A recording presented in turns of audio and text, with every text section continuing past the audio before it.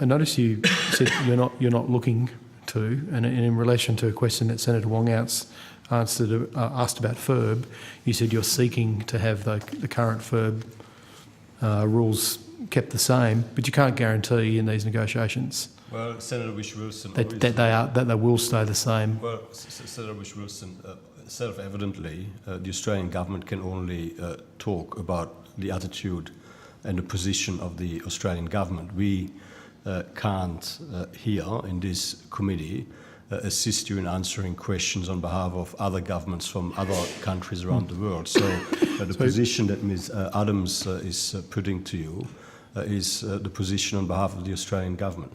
So could I ask then, I accept that you're not seeking to change data exclusivity arrangements, patent, but can you guarantee that they won't change in this because the negotiation means... Sorry, that is not a fair question. Well, it's not a something the Australian people think is fair, Senator Cormann. Well, Senator Wilson, it's not a fair question for Ms. Adams because, I mean, obviously the... Well, could I ask you then, Senator Cormann, will you guarantee that the current patent and data exclusivity arrangements will remain the same in Australia? And what I will say to you, Senator Wilson, is the same as what I said to Senator Wong earlier.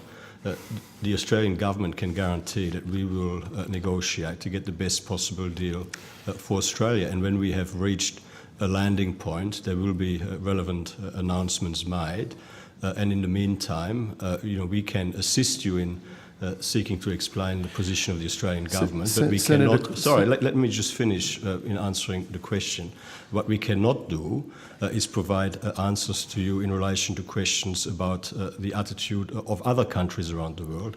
All we can say is the position with which we... Well, that is effectively... No, that is effectively what you asked for. I have asked us to rule out, as Australians, negotiating on current patent and data exclusivity rates. As one example, will you rule it in or rule it out, Senator Cormann? And Ms. Adams has been very clear. If I could just finish before you answer, because what you said may be correct about doing the best for the national interest, but that does also mean that you're prepared to make trade-offs in the national interest.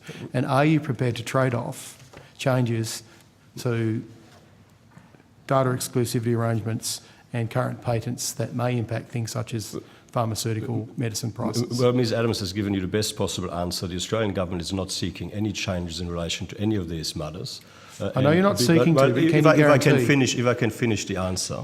But I mean, as you'll be well aware, the Australian government is involved in a negotiation, and when we have reached a final landing point in relation to the negotiation, there will be an announcement about the position that has been agreed to. Now, in the meantime, I mean, you can go round and round in circles and try and sort of have the rule-in, rule-out game.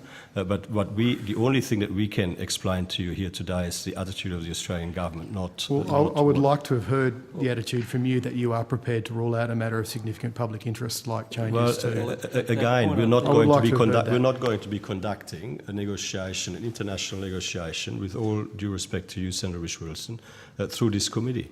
All right, at that point, I think we'll return it.